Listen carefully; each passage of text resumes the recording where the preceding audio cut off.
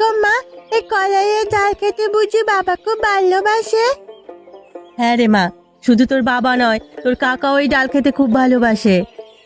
কতদিন হয়ে গেল কাকারা কেউ আসে না, অপুর জন্য আমার বড্ড মায়া হয় মা। তোর কাকা যে মস্ত চাকরি করে শহরে, সময় পায় না কাজের চাপে, তাই হয়তো আসতে পারে না। জয়া, ও জয়া, বাড়ি আছিস না কি রে?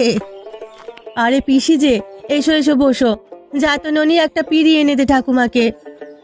এই না ঠাকুমা বসো, তোমার হাতে ওটা কিসের কাম গো ঠাকুমা?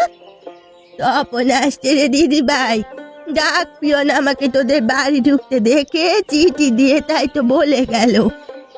ওমা তাই নাকি? দেখি দেখি, দাও দেখি, পড়ে দেখি কি লিখেছে।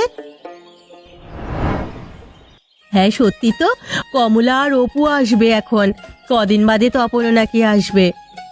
কি মজা কি মজা, অপু আসবে অপু আসবে, কি মজা। এত খুশিতে লাফাতে হবে না, ওরা এলে তো পিঠে পুলি বানাতে হবে, ঘরে তো আতপ চাল নেই, আর ধান বাড়ি আসবে কবে কে জানে।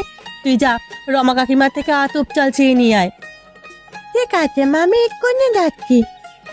সাবধানে যাস, পুরনচন্ডির মতো লাফাতে লাফাতে যাস নে আবার।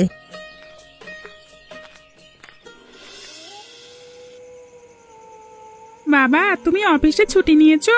তুমিও আমাদের সাথে যাবে তো বাবা? আমার তো মনে হচ্ছে এখনই চলে যাই বাবা, কিন্তু কি করব বল, অফিস থেকে এতদিন ছুটি দেবে না। আর তোরা আগে যা, কয়েকদিন পরে মানে কয়েকদিন থাকবার পরে আমি গিয়ে তোদের নিয়ে আসবো। সে কি, তুমি কখন এলে গো? আমি তো টেরই পেলাম না। টের পাবে কি করে? তোমার ছেলে যে কলিং বেল বাজবার আগেই এসে দরজা খুলে হাজির। গ্রামের বাড়ি যাবার কথা শুনে সেই থেকে আমার মাথা পাগল করে দিলে একেবারে। সেখানে গিয়ে কি খাবে কি করবে, এই নিয়ে তার মাথা ব্যথা শেষ নেই। আমি গ্রামে গেলে এবার শীতে খেজুরের রস খাবো, কিন্তু গতবার আমাকে ঠান্ডা লাগবার ভয়ে খেতে দাওনি, এবার কিন্তু আমি বড় হয়েছি। ঠিক আছে বাবা, তুই খাস, তোর যেটা খেতে মন চায় খাস, আমার খুব জোর খিদে পেয়েছে।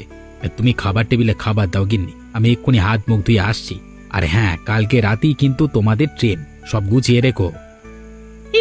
রে, কালকে আমরা গ্রামের বাড়িতে যাব।